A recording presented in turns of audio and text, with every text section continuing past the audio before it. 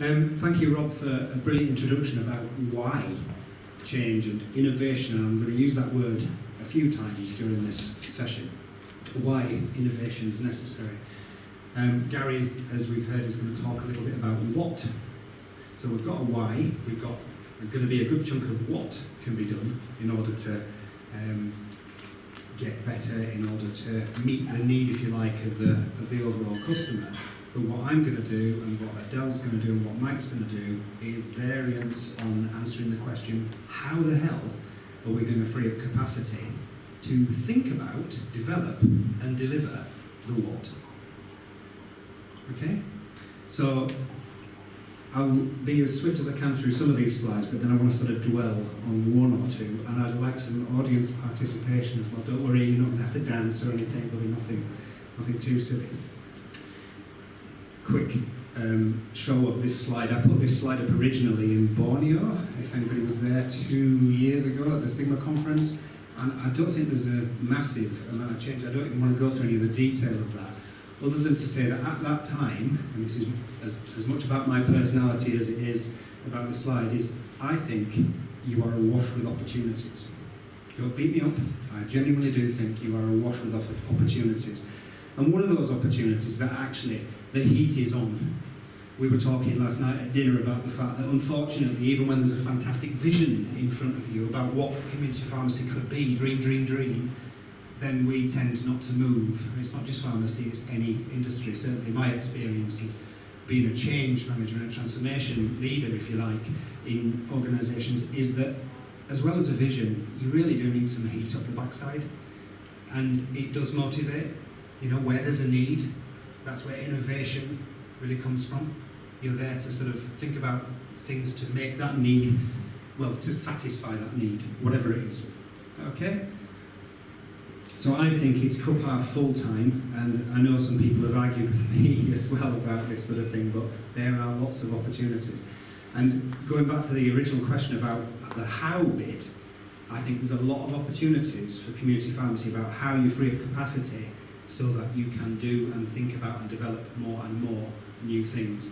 And I've seen some fantastic examples, and gosh, back in 2014 when I was working with Rob at Pharmacy Voice, Rob was telling me about some things that made me, delighted. Some of the services that in very, very small pockets in this country are already being offered just blew me away. Okay, so to not just survive, but thrive, I know it's a bit of a cliche these days, we must innovate. Let me ask you a question. What is innovation? What are the ingredients? What do you think? There's no right and wrong answers, just bounce out a couple of words, please, and if you don't participate, I'll cry. You'll be very embarrassed. I want to see him cry. New ways of doing something. New ways of doing something, okay? What else? There's no right and wrong. Different ways. Different ways. New ways, different ways of doing something. What else? What are the ingredients? What makes innovation successful? Ideas. Saving time. Pressure. So a bit of pressure might be driving that motivation forward as well, and we talked about that need. But anything else? Knowing the end point. Yeah. And you know where you start, you know where you end, but it's the middle bit which you can muddle your way through it in a way, I think. Yeah. It's just not worrying about it and not think there's a challenge or a problem. Yeah. And this is the sort of how bit again in a bit more detail. Anything else? Disruptors. Just a few words. Like I say, no right, no wrong. These are all really helpful, thankfully, for our next slide. Innovation. You mentioned about ideas. We can have a lot of ideas. Is an idea on its own an innovation? This is the bit where you participate again. There's a little bit of a shape. Thank you. Jolly good. And you've already said this in any case, but the next bit is about it has to have an impact. So to your point, Danny, it must disrupt. Disrupt what? It's disrupting something about that need. It is satisfying a need. It is having an impact on the need that's being found or seen in the environment that we're working in, and we have to innovate. But Mike, to your point about, filling in the bit in between where we are now to where we want to be, the implementation is just as important. You can have a fantastic idea with a fantastic potential impact, but if implemented badly, and there have been a couple of examples where the implementation, for example, has been variable, MUR, blah, blah, then it's not necessarily going to lead to that fantastic innovation that's coming out at the end, or its reputation of being an innovation. And if you implement something badly, even if it is the best idea and has a fantastic impact, you seldom get a second chance, do you? So when something's piloted, oh, it was rubbish, it was a crap idea. Rubbish, didn't work. It might just be that it was the implementation that was poor. So we need to really think about how do we pilot these things well and how are they planned. Anyway, my passion lies around this stuff, as you can tell. And without those three ingredients, we haven't got innovation. Going back to the question, how do we find time for more services? And I'm just going to focus on one aspect of answering that question about how. And I just want to refer to a couple of things. One, innovation doesn't have to come from you as a leader. You're not the one that has to come up with the clever rocket a week ideas. And by the way, is innovation always a rocket a week?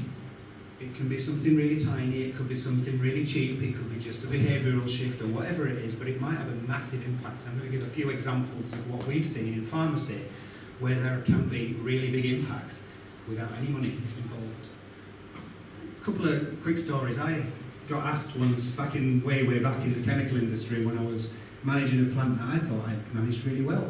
I got asked to improve performance by 10%, bearing in mind it was already at plate capacity. And the health and safety head in me said, it's naughty to do anything more through this plant because I will blow it up.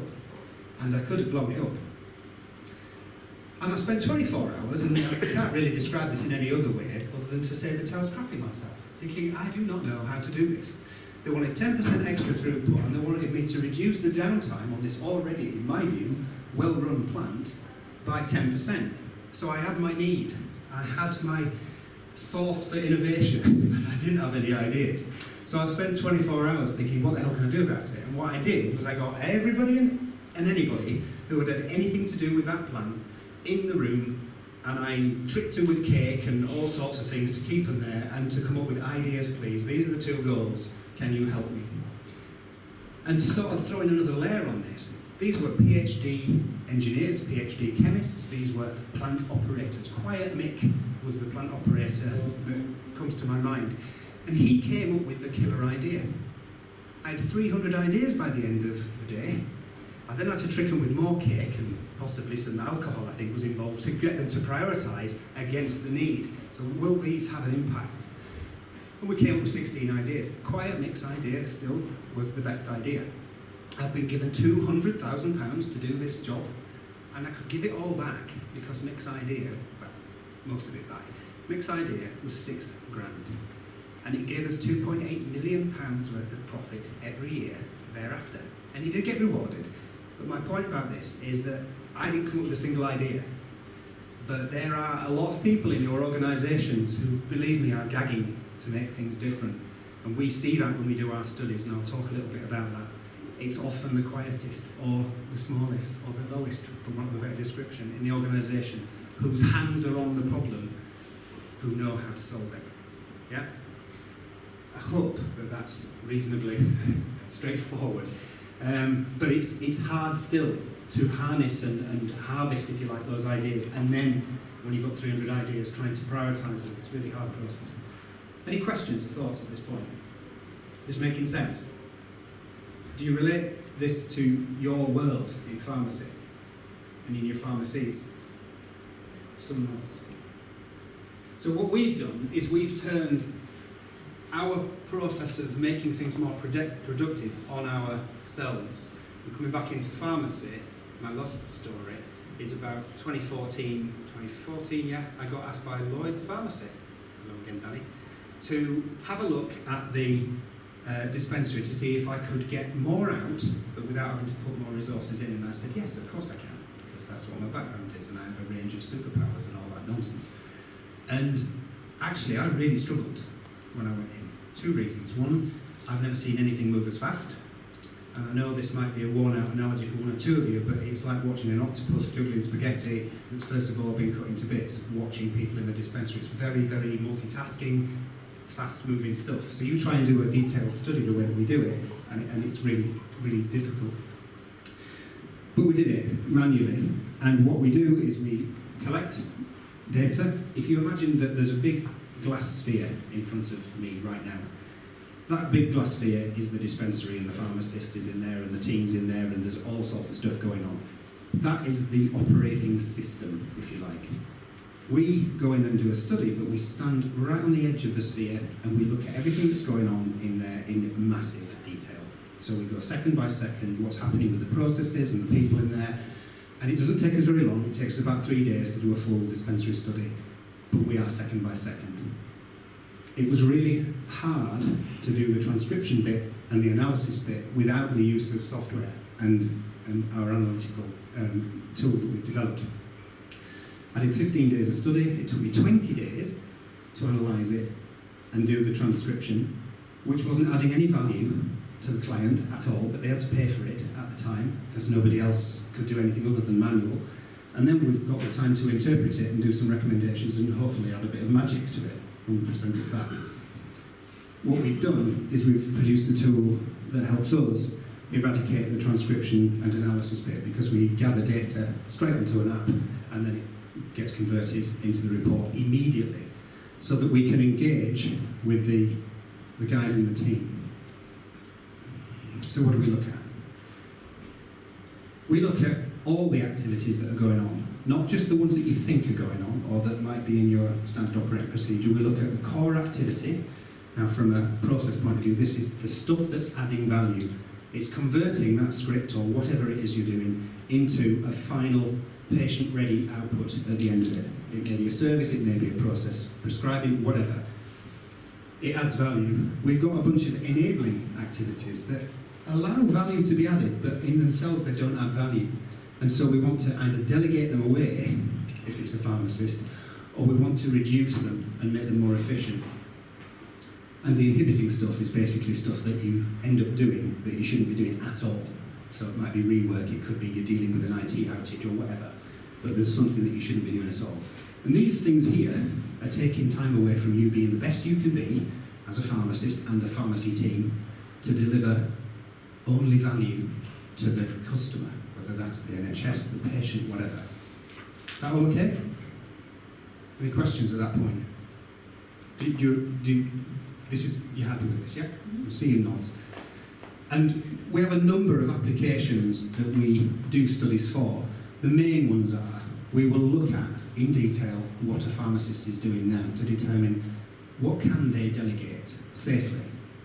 If, and the second one is, the dispensary team have capacity to take that delegation safely. So we don't want to make people work harder. This is definitely about, let's keep smart, let's make sure that people are not working any harder at all. And what we found is that there is a lot of capacity. I'll show you a couple of slides in a minute with the results. How am I doing with time, by the way? About halfway through? Okay. So we have found capacity in the dispensary so that the pharmacist can safely delegate the non-core activities, which of course frees them up to do some thinking about what are the services going to be, how do we implement them, and indeed then start delivering them as business as usual. Yeah. So that's kind of what we do. There's all sorts of other applications for the tool, but they're the main ones in this context. I won't go through this slide, but I just wanted to show you this little dotted line here. We are not just about going in and doing a study. We engage lightly, but with real impact, with the people in the team, so that by the end of our study, they own the recommendations that we're making. So underneath the studies that we do, we run an anonymous idea gathering process. There's a tool that we use for that, and that allows us to harvest their ideas, like I did in the chemical industry, but a lot more efficiently, so that when we come up with our recommendations and we can see the similarities between those two harvested sets of ideas, we can shake hands, if you like, with the people in the team, and they take greater ownership of it because it actually is their idea. What we've done is we've amplified it and quantified it and said, this is what you could save if you do this. But we then take them through a simulation exercise and also make sure that they really understand what the art of the possible is. And again, if anybody wants to know detail about that, I can share that with you. A few quick things then. We've calculated that there's over 10 million hours of available capacity for pharmacists to alleviate pressure. I can go through that calculation with you, but either way you look at it, and I know the numbers have changed a bit on the number of pharmacies, whether it's 60,000 pharmacists and I take a quarter of that at 50 hours per person per month, it's still in the tune of 8 to 10 million. And we've halved what we've observed. And by the way, we haven't included accuracy checking in what we've said is delegable, which we know is delegable to ACTs. So there's a lot of time available, and we've proven that the dispensary can take that delegated time comfortably with a bit of extra time as well for items growth. So a few examples. When we did, this is over, there's about 200 samples here of an end-to-end walk-in acute script. We found that there was 44% of the time was just spent sat there. Now that's okay, but continuing like that, people walk out. If people walk out, you're adding automatically steps to your process. I know these seem like small things, but they really do add up if you've got thousands of scripts over the year. And that unnecessary processing is, because we've got to put it on a shelf somewhere, put the script somewhere that we can find it. When they come back in, we've got to find the script, then we've got to find the bag. So you're adding 4 steps to a process by allowing them to leave. But removing that red time means that you can keep them in. They can actually look around your merchandise if you've got a front of store. It facilitates MUR or any other service completion whilst they're waiting. So, the pharmacist, if they've got time, can engage right the way through what should have been a waiting time. Actually, it's not waiting anymore. They're being served or serviced in some way, such then, when the bag comes around, it's a sort of bonus that they've got the thing at the end of another conversation. Okay? Another example of pharmacist delegation. This is where we put a few changes in, very simple changes to layout and a few behavioural changes and a couple of policy changes. And that was the difference between pharmacist before and pharmacist after. We actually reduced the amount of blue by 31%.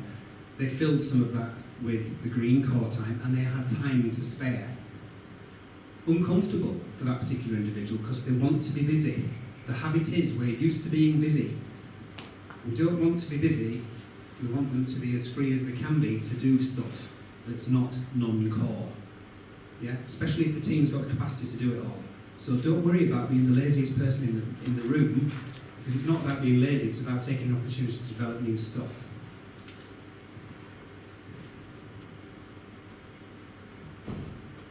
This was the detail on the 50 hours. I'll go through that later with anybody else.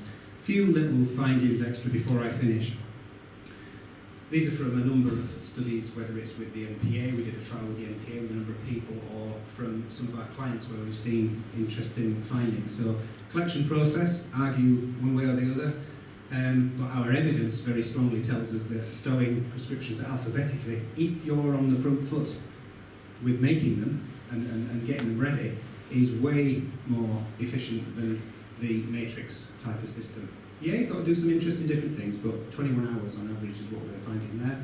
Repeat dispensing process, again, same thing. Stowing it alphabetically saves time during the dispensing process itself. 6 hours a month we were finding.